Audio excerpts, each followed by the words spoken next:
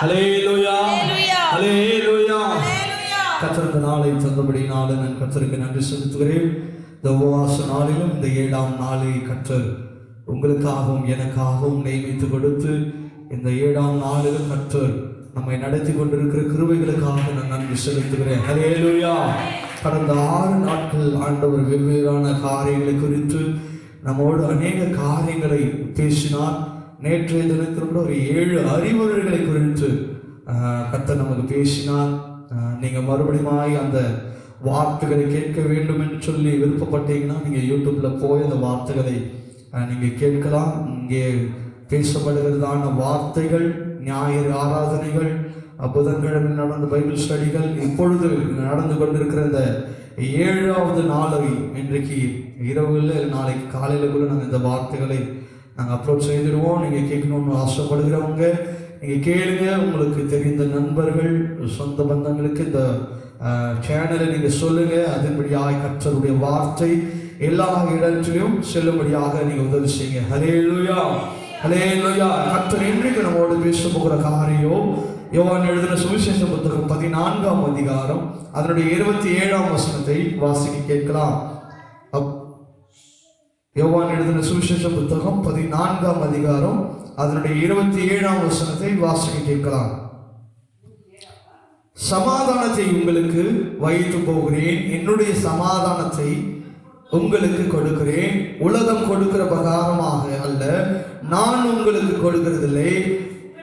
உங்கள் இருதயம் கலங்காமலும் பயப்படாமலும் இருப்பதாக. ஹல்லேலூயா ஹல்லேலூயா. இன்றைக்கும் ஆண்டவர் நம்மோடு பேச போகிற காரியம் சமாதானத்தை குறித்து. ஹல்லேலூயா ஹல்லேலூயா. ஆண்டவர் சொல்லுகிறார், இந்த உலகம் கொடுக்கிற விதமான சமாதானத்தை நான் என்ன பண்ண போறதில்லை, உங்களுக்கு கொடுக்க போகிறது இல்லை. நான் அதிலிருந்து வேறுபட்ட சமாதானத்தை நான் என்ன பண்ண போறேன், உங்களுக்கு தரப்போகிறேன் என்று சொல்லி ஆண்டவர் திட்டமும் தெளிவாக என்ன பண்ணியிருக்கிறாரு, சொல்லி இருக்கிறார். அப்படியாக கர்த்தருடைய சமாதானம் எப்பேற்பட்டதாக இருக்கும் என்றால், உலகத்தில் கொடுக்கப்படுகிற, உலகத்தால் நமக்கு தரப்படுகிற சமாதானமோ சந்தோஷமோ அல்ல. தேவன் கொடுக்கிற சமாதானமோ சந்தோஷமோ இந்த உலகத்திலிருந்து எப்படி இருக்குமா, வேறு விதமா இருக்கும், வேறு விதமான காரியங்களா இருக்கும். இந்த உலகம் கொடுக்கிறதான சந்தோஷமோ சமாதானமோ ஒரு சில நேரங்கள் மாத்திரம்தான் நமக்கு என்ன பண்ணும், இருக்கும். ஆனால் தேவன் கொடுக்கிற சமாதானம் எப்பேற்பட்டது என்று சொன்னால், அவைகள் நமக்கு நித்தியமாக காணப்படும் என்று சொல்லி வசனம் சொல்லுகிறது. கடைசியில் அந்த சமாதானம் எப்படி இருக்குமா, உங்கள் இருதயம் கலங்காமலும் பயப்படாமலும் இருக்கும். ஹல்லேலூயா. ஆனால் இந்த உலகம் கொடுக்கிற சமாதானமோ இல்ல சந்தோஷமோ எப்பேற்பட்டது என்று சொன்னால், ஒரு குறிப்பிட்ட நேரத்துக்கு மாத்திரம்தான் அந்த சமாதானமோ அந்த சந்தோஷமோ இருக்கும். ஆனால் கொடுக்கிற ஆண்டவர் கொடுக்கிறதான சமாதானம் எப்பேற்பட்டதா இருக்கும் என்று சொன்னால், உங்கள் இருதயம் கலக்கமே அடையாது. நீங்க எதை குறித்து பயந்து இருக்கிறீங்களோ, எதை குறித்து வேண்டுதல் செய்து கொண்டிருக்கிறீங்களோ, எதை குறித்து ஆண்டோடைய சமூகத்தில் இன்றைக்கு இந்த 7ஆம் நாளில் ஆண்டோடைய சமூகத்தில் உட்கார்ந்து கொண்டிருக்கிறீங்களோ, உங்க விண்ணப்பங்களை ஆண்டவர்கிட்ட சொல்லிட்டு இருக்கீங்களோ, அந்த இருதயத்தின் நினைவுகளை ஆண்டவர் உங்களுக்கு வாய்க்க செய்து என்ன பண்ணுவாரா, உங்கள் இருதயம் கலங்காமலும் பயப்படாமலும் இருக்கும். ஹல்லேலூயா. ஆண்டவர் கொடுக்கிற சமாதானம் அதுதான். ஆண்டவருக்கு ஒரு சமாதானத்தை, ஒரு காரியத்தை ஆண்டவர் நம்ம இருதயத்தில் வைக்கிறார் என்று சொன்னால், அந்த காரியத்தை குறித்து பயப்பட வேண்டிய அவசியம் இருக்காது. மிக முக்கியமாக சொன்ன போனால், நம்ம இருதயத்தில் அதை குறித்து பயமே இருக்காது. ஹல்லேலூயா. இப்போ ஒரு காரியத்தை குறித்து நீங்க பயப்படுறீங்க அப்படின்னு சொன்னா, ஆண்டவர் அந்த காரியத்தை உங்களுக்கு தரல அப்படின்றதை நீங்கள் என்ன பண்ணிக்கொள்ளலாம், அறிந்து கொள்ளலாம். ஆனால் இவைகளே வேறு விதமாக ஆண்டவர் உங்களுக்கு கொடுக்குமானால், பயம் என்ற காரியம் உங்களுக்குள்ள என்ன பண்ணாது, இருக்கவே இருக்காது. பயம் என்ற காரியம் உங்களுக்குள்ள வராது. ஆண்டவர் ஒரு ஆசீர்வாதத்தையோ ஒரு காரியத்தையோ ஆண்டவர் உங்களுக்காக கொடுக்கிறார்னா, அது தேவ சமாதானத்தை கட்டளையிடும்படியாக அவர் நமக்கு கொடுக்கிறார். ஆனால் உலகத்தானால நமக்கு தரப்படுகிற ஐஸ்வர்யமோ வேலையோ என்னைக்கு நம்ம கையிலிருந்து பிடுங்கப்படும் சொல்லி நமக்கு தெரியாது. நம்ம பயத்தோடு, ஐயோ என்னைக்கு என் வேலை போமோ, என்னைக்கு என் காரியம் மாறுமோ, என்னைக்கு இந்த மனுஷன் உதவி செஞ்சுட்டு இருக்கிற மனுஷன் இதுக்கப்புறம் எனக்கு உதவி செய்யாமல் போயிடுவானோ என்ற ஒரு பயம் நமக்குள்ள இருக்கும். ஆனால் ஆண்டவர் நம்ம பட்சத்தில் இருக்கும் பொழுது, ஆண்டவர் நமக்கு ஒரு காரியத்தை செய்யும் பொழுது, நமக்கு இருதயத்துல பயம் என்ற காரியம் வரவே வராது. நம்முடைய இருதயத்துல ஒரு கலக்கமே வரவே வராது. அப்பேற்பட்ட காரியத்தை தான் ஆண்டவர் நம்முடைய வாழ்க்கையில செய்யவராக இருக்கிறார். அவர் செய்து கொண்டும் இருக்கிறார். அல்லேலூயா, அல்லேலூயா. அதுக்கு ஒரு எடுத்துக்காட்டு பைபிளிலிருந்து நான் எடுத்து சொல்ல விரும்புகிறேன். நியாயாதிபதிகள் புஸ்தகம் 6ஆம் அதிகாரம், நியாயாதிபதிகள் 6ஆம் அதிகாரம், அதை 12ஆம் வசனத்திலிருந்து வாசிக்க கேட்கலாமா? 6ஆம் அதிகாரம் 12லிருந்து 24ஆம் வசனத்தை வரைக்கும் வாசிக்க கேட்போம். நியாயாதிபதிகள் புஸ்தகம் 6ஆம் அதிகாரம் 12லிருந்து 24. தரிசனமாகி, சாலியே கர்த்தர் உன்னோடு இருக்கிறார் என்றார். அப்பொழுது கிதியோன் அவரை நோக்கி, என் ஆண்டவரே இருந்தால் இவைகளெல்லாம் எங்களுக்கு எப்படி நேரிடுவேன்?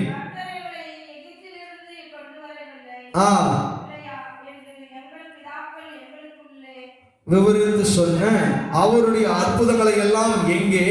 இப்பொழுது கர்த்தர் எங்களை கைவிட்டு மீதியானவருடைய கைகளிலே எங்களை ஒப்பு கொடுத்தாரே என்றார். அப்பொழுது கர்த்தர் அவனை நோக்கி பார்த்து, உனக்கு இருக்கிற இந்த பலத்தோட போ, நீ இஸ்ரவேலை மீதியான கைக்கு நீங்களாக்கி ரட்சிப்பாய், உன்னை அனுப்பினவர் நான் அல்லவா என்றார். அதற்கு அவன், ரட்சிப்பேன், எளியது,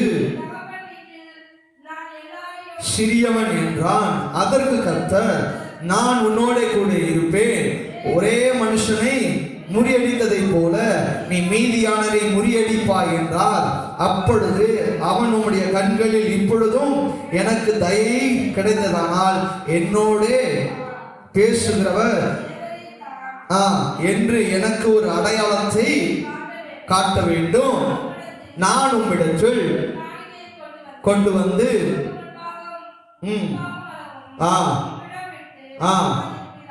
ஆமா நான் இருப்பேன் என்றார். உடனே கிதியோன் உள்ளே போய் ஒரு வெள்ளாட்டுக்குட்டியையும் மாவிலே புளிப்பில்லாத அப்பங்களையும் ஆயத்தப்படுத்தி இறைச்சியை ஒரு கூடையில வைத்து ஒரு கிண்ணத்தில் வார்த்து அதை வெளியே கர்வாலி மரத்தின் கீழே இருக்கிற அவரிடத்தில் கொண்டு வந்து வைத்தான். அப்பொழுது தேவனுடைய தூதனான அவனை நோக்கி, நீ இறைச்சியையும் புளிப்பில்லாத அப்பங்களையும் எடுத்து இந்த கற்பாறையின் மேல் வைத்து ஆணத்தை ஊற்று என்றார்.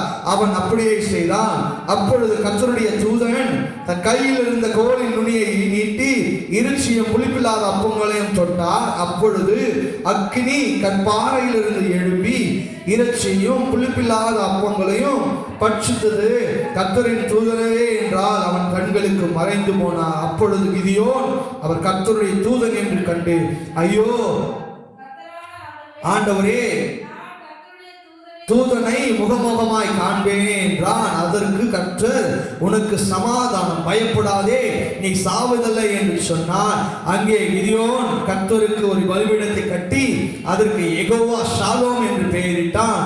அது இந்நாள் வரைக்கும் அபியேசாரின் ஊராகிய ஒப்ராவிலே இருக்கிறது. ஹல்லேலூயா, ஹல்லேலூயா. ஏன் இந்த அதிகாரத்தை முழுமையாக வாசித்தோம் என்றால், அவன் எதை குறித்து பயந்து கொண்டு இருந்தாலோ ஆண்டவர் கடைசியில அவன் பயந்த காரியங்கள் எல்லாவற்றையும் மாற்றி அவன் இருதயத்துக்குள்ள ஆண்டவர் 24ஆம் வசனம் சொல்றார். அதற்கு கர்த்தர், உனக்கு என்னவா? சமாதானம். என்னது? சமாதானம். நீ பயப்படாத. அவன் பயந்து கொண்டு இருந்த காரியத்தை கர்த்தர் அவனை பயமில்லாமல் மாற்றினார். அல்லேலூயா, ஹல்லேலூயா. அங்க கிதியோன் கேட்கிறான், என்னை மீதியான கைக்கு எங்களை என்ன பண்ணிட்டீங்க, ஒப்பு கொடுத்துட்டீங்களே, நீங்க இஸ்ரவேல் ஜனங்கள்ல இருந்து என் முற்பிதாக்களை வனாந்திரத்தில் கொண்டு வந்தீங்கன்னு சொல்லி நான் கேள்விப்பட்டனே. ஆனால் இன்றைக்கு என்ன பண்ணிட்டீங்க, எங்க மீதியானவருடைய கைகளுக்கு எங்களை என்ன பண்ணிட்டீங்க, ஒப்பு கொடுத்துட்டீங்களேன்னு சொல்லி என்ன பண்றான், பயப்படுறான். ஆனால் ஆண்டவர் சொல்றார், இன்றைக்கு இந்த மீதியானவர் என்ன பண்ண போறேன், உன் கையில ஒப்பு கொடுக்க போகிறேன். ஹல்லேலூயா. அவனுக்கு தெரியல ஆண்டவர் எப்பேற்பட்ட வல்லமை உள்ள தேவன், பராக்கிரமசாலி உள்ள தேவன். ஆனால் கிதியோனை பார்த்து ஆண்டவர் என்ன சொல்றாரு தெரியுமா, பராக்கிரமசாலியே. ஹல்லேலூயா. அந்த பராக்கிரமசாலிக்கு என்ன வந்துருச்சு, உள்ள பயம் வந்துருச்சு. இன்னைக்கு அநேக கிறிஸ்தவர் வெளி தோட்டத்தை நல்லா பராக்கிரமசாலியை போல அப்படியே காண்பித்து கொண்டிருக்கிறாங்க. ஆனால் உள்ளுக்குள்ள பார்க்கும் பொழுது எதை குறித்தும் எல்லாவற்றை குறித்தும் என்ன நேரிடுமோ என்று சொல்லி கிதியோனை போல என்ன பண்ணி கொண்டிருக்கிறாங்க, பயந்து கொண்டிருக்கிறாங்க. இதை கேட்டுக்கொண்டிருக்கிற என் தேவ ஜனமே, எப்படி ஆண்டவர் கிதியோனை அவனுடைய பயத்திலிருந்து எப்படி விலகி காத்தாரோ அப்படியாக ஆண்டவர் சொல்லுகிற ஒவ்வொரு காரியத்தின்படி நீங்க செய்யும் பொழுது கர்த்தர் உங்கள் பயங்களை எல்லாவற்றையும் என்ன பண்ணுவாரா, அகற்றி போடுவார். ஹல்லேலூயா. ஏன்னா அவர் நமக்குள்ள பயமுள்ள ஆவியை கொடுக்கல. நீ பயப்படணும்ன்றது அவசியம் இல்லை. கர்த்தருக்கு மாத்திரம் நீ பயப்படும் பொழுது நீ உலகத்தில் உள்ள எந்த காரியங்களுக்கும் நீ என்ன பண்ண வேண்டிய அவசியம் இல்லை, பயப்பட வேண்டிய அவசியம் இல்லை. ஆனால் இன்றைக்கு வாழ்ந்து கொண்டிருக்கிற நீங்களும் நானும் எவைகளை பார்த்தாலும் பயந்து கொண்டிருக்கிறோம். ஏன் தெரியுமா, வியாதியை கண்டா பயம், மனுஷனை கண்டா பயம், கடன்காரனை பார்த்தா பயம், எவனை பார்த்தாலும் பயம். ஏன் தெரியுமா, நல்லா புரிஞ்சுக்குங்க. ஏன் நமக்குள்ள எல்லாத்தையும் பார்த்து பயம் வருதுன்னா, நமக்குள்ள ஆண்டவருடைய பயம் இல்லை. அதுதான் காரணம். ஹல்லேலூயா.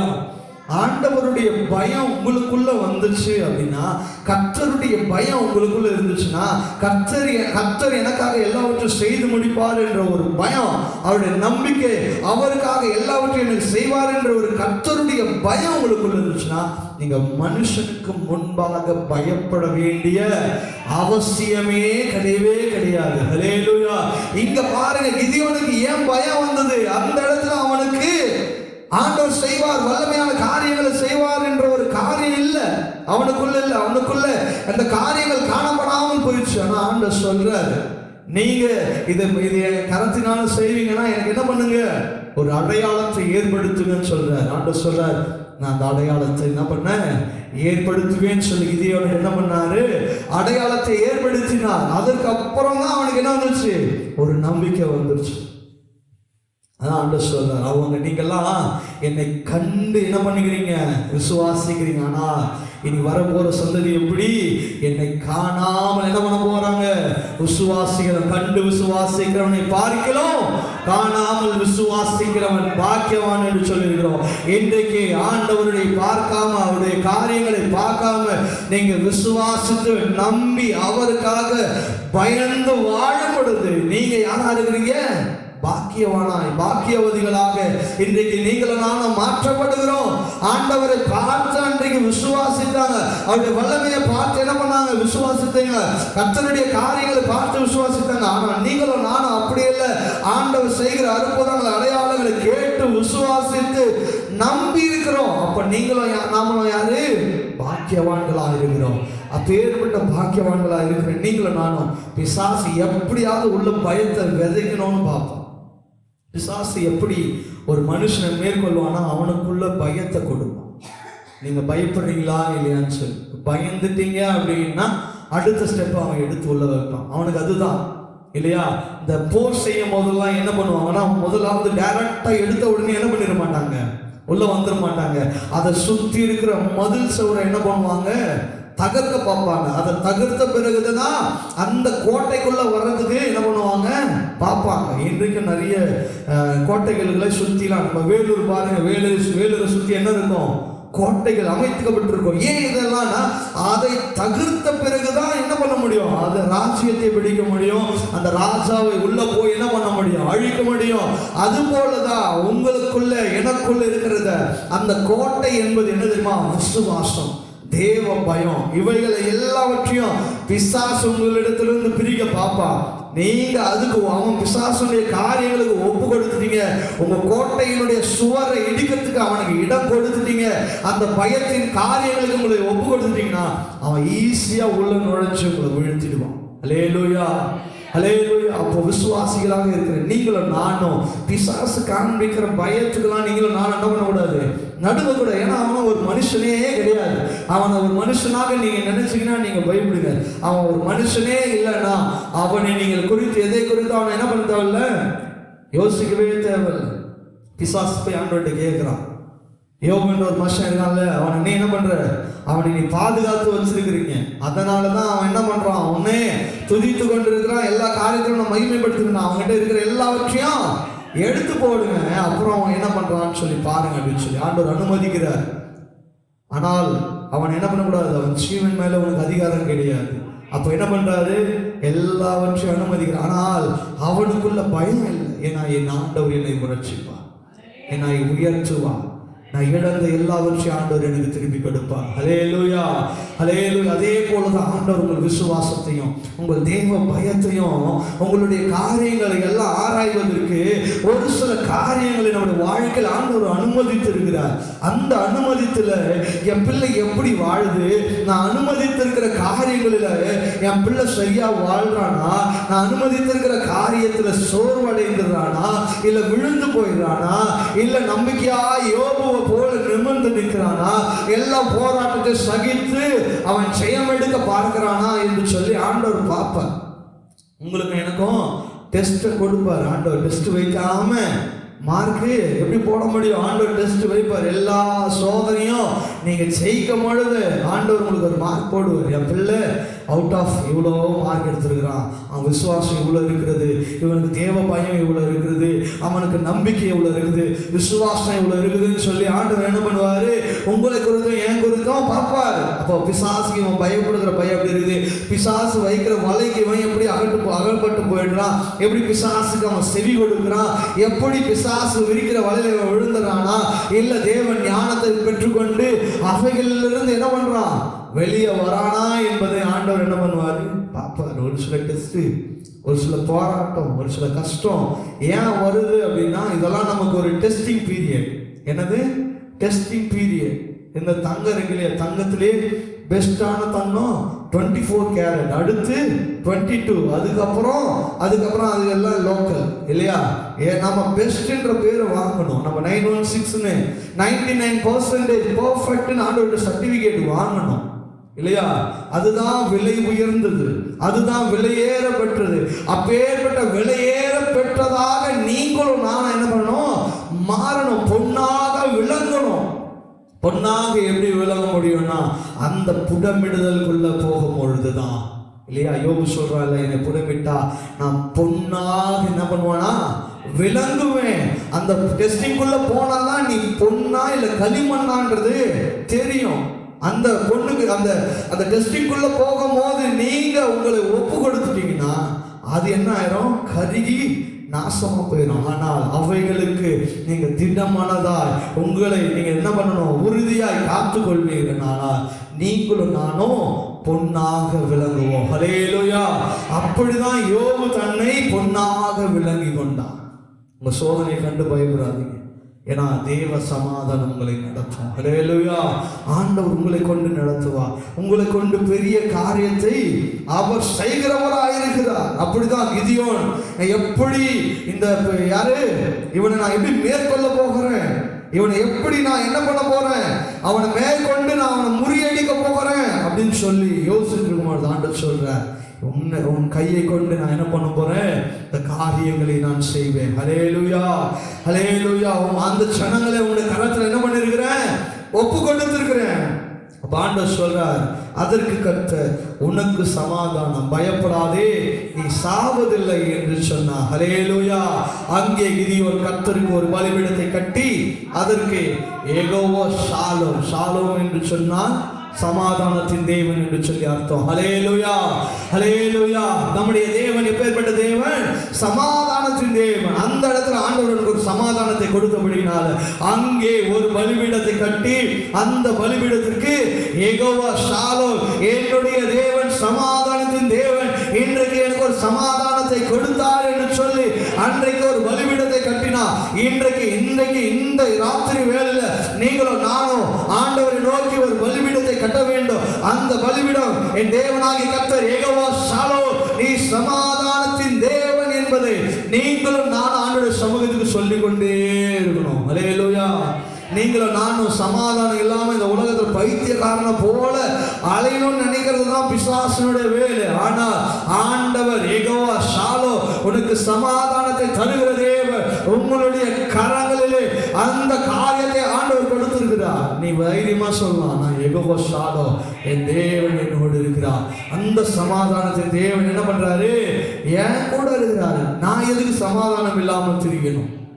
ஹல்லேலூயா. இனி உலகத்துல பாருங்க, சமாதானத்துக்காக எங்கேயோ ஓடுறாங்க, எங்கெங்கேயோ தேடி போடுறாங்க, எங்கெங்கேயோ ஏறுறாங்க, எங்கெங்கேயோ இறங்குறாங்க.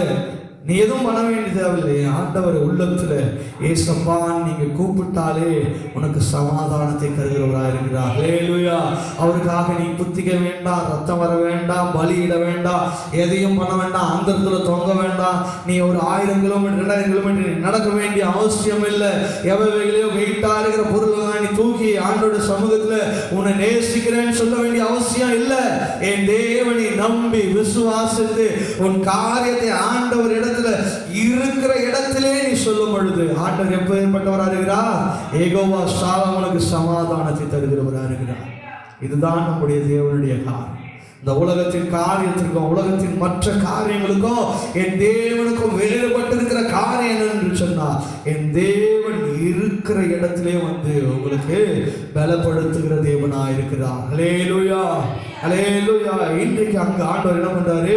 கிதியோனுக்கு ஒரு சமாதானத்தை கட்டளையிட்டார். பயத்தோடு இருந்தான், நடுக்கத்தோடு இருந்தான்.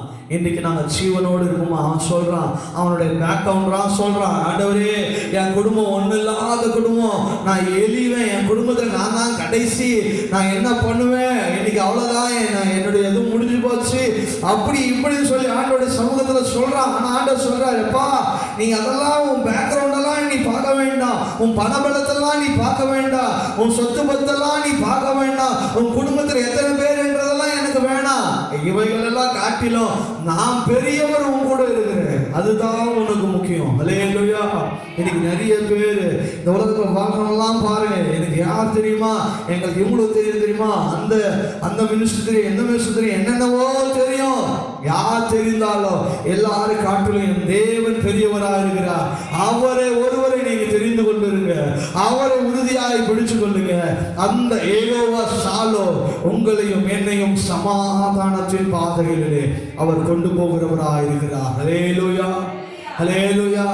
சமாதானத்தின் தேவன். வாயிலிருந்து சொல்லுங்க, சமாதானத்தின் தேவன். வாயில அறிக்கை செய்யணும்.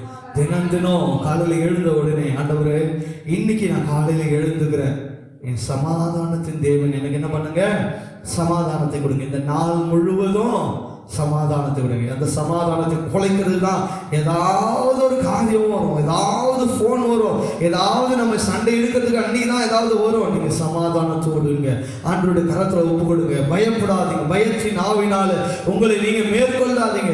எனக்கு பயப்பட்டது, எனக்கு நேரிட்டது என்று சொல்லி யோபு சொன்ன விதமாக நீங்க என்ன குறித்து பயப்படுறீங்களோ, இது நடந்துருமா இது நடந்துருமான்னு நீங்க பயப்படுறீங்கன்னா அந்த காரியம் நேரிடும். அதுக்கு மாறாக கர்த்தர் எனக்கு நன்மையான காரியங்களை செய்வார், எனக்கு சமாதானத்தை தருவார், எனக்கு சந்தோஷத்தை தருவார், என் குடும்பத்தில் ஒரு நன்மையான காரியங்களை ஆண்டவர் செய்வார், என் பிள்ளைகளுடைய வாழ்க்கையில ஆண்டவர் ஒரு பெரிய காரியத்தை செய்வார், என் குடும்ப வாழ்க்கையில ஒரு பெரிய காரியத்தை செய்வார், என் மனைவி குடும்ப வாழ்க்கையில ஒரு பெரிய காரியத்தை செய்வார், என் கணவனுடைய வாழ்க்கையில ஆண்டவர் ஒரு பெரிய காரியத்தை செய்வார் என்று சொல்லி நாம விசுவாசித்து நம்பி எவைகளை வாய்களால அறிக்கை செய்கிறீங்களோ அந்த காரியத்தை ஆண்டவர் வாய்க்க செய்கிறவராக இருக்கிறார். ஹல்லேலூயா. அப்போ உங்க வாழ்க்கையில நீங்க சமாதானத்தை பெற்றுக்கொள்ளணும், சமாதானம் உங்களை மேற்கொள்ளணும், சமாதானமாய் நீங்க வாழணும்னா உங்க வாயில சமாதானத்துக்குரிய வார்த்தைகளே வரணும். சமாதானத்துக்குரிய வாழ்க்கையே வாழணும் அப்படின்னா சமாதானம் என்ற வார்த்தை உங்களுடைய வாயில புறமுடியும் ஓடிக்கொண்டே இருக்கணும். எதை குறித்த சமாதானமான காரியம், அடுத்தவங்களோடு பேசும்போது ஒரு சமாதானத்துக்குரிய, ஏதாவது சண்டை போடுற மாதிரி பேசினாலும் அவன் நான் தான் தப்பு செஞ்சேன் மன்னிச்சுங்க, அந்த இடத்துல ஒரு தப்பு நடந்துடாது. சமாதானத்திற்குரிய காரியத்தை செய்யுங்க, சமாதானமாய் நடந்து கொள்ளுங்க. ஆண்டவர் அதைதான் விரும்புகிறவராயிருக்கிறார். ஹல்லேலூயா. அவங்க வீம்புக்கென்று பேசுறாங்கன்னு சொல்லி நாமளும் வீம்புக்கென்று பேசக்கூடாது. ஆண்டவர் நேதான் ஒரு அறிவுரையில் ஆண்டவர் சொன்னார் இல்லையா, நாம என்னது மற்றவங்க செய்கிற தீமைக்கு நாம என்ன பண்ணக்கூடாதா, தீமை சரி கட்டக்கூடாது. அது ஆண்டவருடைய காரியமே அல்ல இல்லையா. எல்லாவற்றையும் சோதித்து பார்த்து நலமானதை பிடித்துக் கொள்ளுங்க என்று சொல்லி தெசலோனிக்கேயர் புஸ்தகத்தை வாசித்தோம். நம்ம நலமானதை நாடும் பொழுது நல்லதையே ஆண்டவர் நமக்கு கொடுப்பார். ஹல்லேலூயா. நீங்க நல்லதையே விதைக்கும் பொழுது நல்லதையே நீங்கள் அறுவடை செய்வீர்கள். நீங்க ஒருவேளை தீமைக்குரிய காரியங்கள் நடந்தீங்கன்னா, தீமையான காரியங்கள் தான், நீங்க என்ன உருண்டு பிறந்தாலும் சரி, எதை விதைக்கிறீங்களோ அதை தான் நாம் அறுப்போம். ஹல்லேலூயா. அப்ப சமாதானத்திற்குரிய காரியங்களை நீங்க அறுவடை செய்யணும். என் குடும்பத்துல சமாதானம் மாத்திரம் வரணும், சந்தோஷமா என் குடும்பத்தில் இருக்கணும், என் பிள்ளைகள் சமாதானமா இருக்கணும், என் குடும்பம் சமாதானமா இருக்கணும். இந்த வருஷத்தின் கடைசியில நான் புதிய வருஷத்துக்குள்ள போகும்போது ஒரு சமாதானத்தோடவே நான் போனோம் அப்படின்னா, சமாதானத்தை விதைங்க, சமாதானத்துக்குரிய காரியங்களை பேசுங்க, சமாதானவைகளே செய்யுங்க. அப்பொழுது சமாதானமானவைகளை நம்முடைய வாழ்க்கையில கர்த்தர் செய்கிறவராக இருக்கிறார். ஹல்லேலூயா, ஹல்லேலூயா, ஹல்லேலூயா. அப்போ கர்த்தருக்கான அந்த சமாதானத்துக்குரிய காரியங்களை செய்யும் பொழுது கர்த்தர் அன்றைக்கு ஒரு காரியத்தை கிதியோனுக்கு செய்தார். அவன் பயப்படாமல் அவன் இருதயில அவன் சமாதானத்தை காணப்பட்டான். ஹல்லேலூயா, ஹல்லேலூயா. மத்தேயு எழுதின சுவிசேஷ புத்தகம் 5ஆம் அதிகாரம் 5ஆம் வசனத்தை வாசிக்கலாம். மத்தேயு எழுதின சுவிசேஷ புத்தகம் 5ஆம் அதிகாரம் அதனுடைய 5ஆம் வசனத்தை வாசிக்க. இருதயத்தில் சுத்தம் உள்ளவர்கள் பாக்கியவான்கள், அவர்கள் தேவனை தரிசிப்பாங்க. அப்ப என் இருதயத்துல சுத்தம் உள்ளவனா நான் இருந்தேனா என் தேவனை நான் பார்ப்பேன். என் இருதயத்துல சமாதானத்திற்குரிய காரியத்தை மாத்திரம் நான் யோசித்து இருந்தேனா, என் இருதயத்துல சமாதானத்திற்குரிய காரியங்கள் எல்லாவற்றையும் நான் இருதயத்துல சுத்தமானவனாய் நான் இருந்தேனா, நான் யாரை பார்ப்பேன்?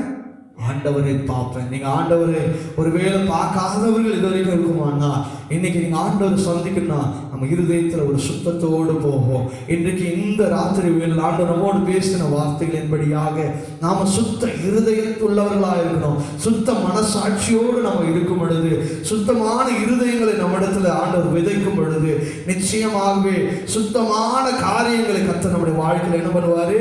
அவர் செய்கிறவராக இருக்கிறார். ஹல்லேலூயா, ஹல்லேலூயா. அப்ப சுத்தமான இருதயம் சுத்தமுள்ளவர்களாய் காணப்படணும். கிறிஸ்துவர்களாக இருக்கிற நீங்களும் நானும் கபடற்றவர்களாக இருக்கணும், உத்தமர்களாக இருக்கணும், மற்றவர்களை நேசிக்கிறவர்களாக இருக்கணும். நம்முடைய இருதயத்தில் எப்பேற்பட்ட காரியங்கள் வந்தாலும் அவைகளை வெறுக்காம அனைவரையும் நேசிக்கிற குணமுள்ளவர்களாய் மாற்றணும். அதுதான் ஆண்டவர் உங்களிடத்துல என்னிடத்துல விரும்புகிற காரியம். சங்கீதக்காரன் சொல்லுகிறதான காரியம், சங்கீதம் 29ஆம் சங்கீதத்தை தாவீது சொல்லுகிறார், கர்த்தர் தமது ஜனத்திற்கு பலன் கொடுப்பார், கர்த்தர் தமது ஜனத்திற்கு சமாதானம் அருளி அவர்களை என்ன பண்ணுவாரா?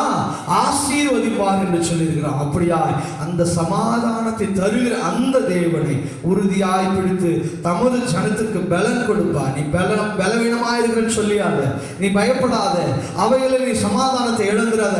என் வியாதி இப்படி இருக்குதுன்னு சொல்லி சமாதானத்தை இழந்துடாத, என் குடும்ப கஷ்டத்தின் நிமித்தமாக சமாதானத்தை இழந்துடாத. எல்லாவற்றையும் ஆண்டவரால் செய்ய முடியும் என்ற ஒரு நம்பிக்கை. ஏன்னா கர்த்தர் தமது ஜனத்திற்கு என்ன பண்ணுவாரா? சமாதானத்தை அருளி அவர்களை ஆசீர்வதிப்பார். அவர் கரத்தில் ஆசீர்வாதம் இருக்கும் பொழுது நீங்களும் நானும் சமாதானத்தை மாத்திரம் நாடும் பொழுது கர்த்தர் நமக்கு சமாதானத்தை அருளி கர்த்தர் பெரிய காரியங்களை செய்வார். ஹல்லேலூயா. இந்த 7ஆம் நாளிலும் ஆண்டவர் இன்றைக்கு உங்களோடும் என்னோடு பேசுகிறதான வார்த்தை, இன்றைக்கு தேவ பிள்ளைகளாக நீங்க இருக்கிறீங்கன்னா உங்க சமாதானத்தை நாடுங்க, சமாதானத்தின்படி செய்க, சமாதானத்தை விதைங்க, சமாதானத்தை நீங்கள் நிச்சயமாகவே அறுப்பீங்க என்று சொல்லி கர்த்தர் சொல்லுகிறார். கர்த்தர் தாமே இந்த வார்த்தைகளை ஆசீர்வதிப்பாராக. நம்ம